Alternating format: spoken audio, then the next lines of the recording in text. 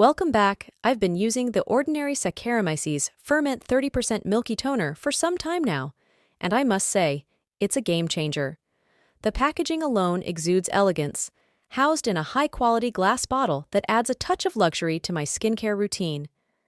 This toner hydrates and locks in moisture, gently exfoliates for brighter, more radiant skin, supports the skin barrier, suitable for all skin types, including oily and blemish-prone skin. While the natural fermented scent might not be everyone's cup of tea, I appreciate the Ordinary's commitment to using natural ingredients without artificial fragrances.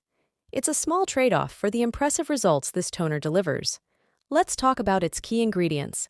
It has Saccharomyces ferment, yeast ferment, N-acetylglucosamine, prevents dead skin cells sticking to the skin, squalane, for short and long-term hydration and support skin barrier. How to use it.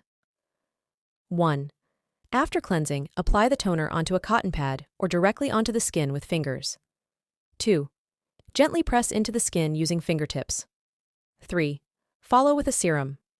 4. Can be used twice daily, morning and evening. No need to rinse off. Final thought.